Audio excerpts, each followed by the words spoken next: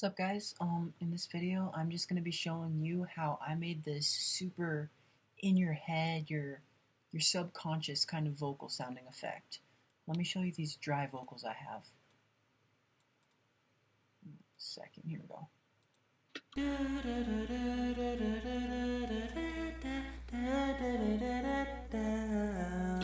All that has on it is a little bit of echo and some ambience, so it's really bland sounding. And because we want this to sound super intergalactic, just floating all over the place, here's a few things that I'm going to add for it.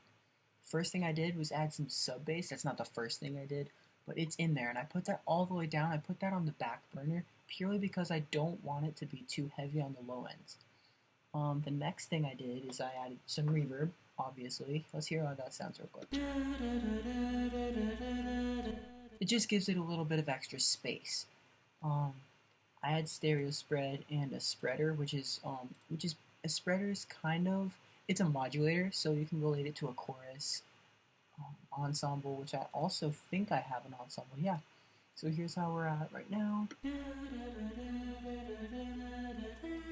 Yeah, it's just got this super wobbly effect, like kind of teeter-totter, like almost, oh my gosh, I'm high. Like, I don't know, it's a really cool effect. I have a de-esser on top. I don't know why, but I added it there to replace the exciter, which is something I use way too much in my vocals. Let's see what else I've got. Pitch correction and growing. I've got a speaker enhancer, and then a delay designer. Here's where we're at now. Everything else from here is basically just basic vocal things that you would have in any song that you do. But these are the main things, so I'm going to dive down a little deeper into what these are. This delay designer, it's really actually pretty simple. The dry, I just wanted it all the way out. The dry is the normal vocals, and the wet, that's the effect. So I have the wet turned down a little bit, not too terribly much, but that's what's going to give it. That's what's going to give it the bounce, and it's going to back up our echo that we've got right there. And then the on-verb, I think that's just a basic setting. No, that's a guitar preset that I saved for some reason. Ensemble. Okay, this is something I always go for if I want a weird effect. Ensemble. It's amazing. It's almost as great as like my exciter. I love exciters. But the intensity LFO1 and 2, I'm gonna have those at the exact same. I don't know what to do. I'm sorry. I'm not a nerd, but I use it, so I know what they do. I'm gonna turn it up like to 50 maybe. Just because I want that. It's weird what ensemble does. Let me show you just what ensemble does real quick. One moment. Here's just the ensemble.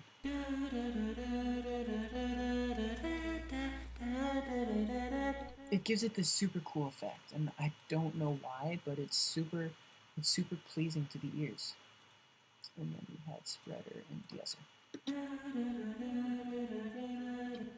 Yeah, and that's where we're at right now, and I really appreciate it for what it is. So I'm gonna add an EQ. I think that's what we've got. Yeah. So it'll make it sound generally better. You know what an EQ is. Let's see what I've got.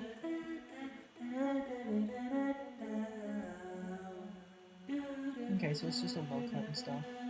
The other EQ is dropping off. Nothing. Cool. I like that. So far we're giving it super spacey, a super bouncy kind of sound, and I'm loving it. Let's get the pitch correction in there just so it sounds a little more almost robotic, but not too. So in the gray one too, you've probably seen this if you've seen my shorts.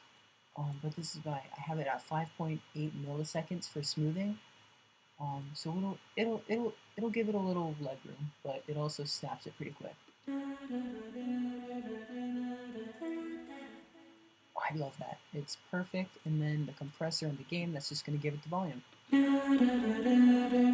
So I'll show you how it sounds with the rest of the song. Unreleased beat yet, so be ready for a song in the future.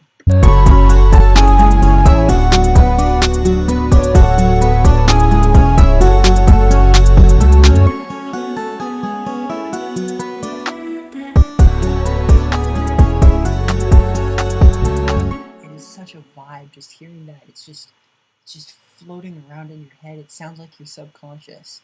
If you know me, I'm a huge AJR fan. And this is a tip that I've taken from their videos, and I love it.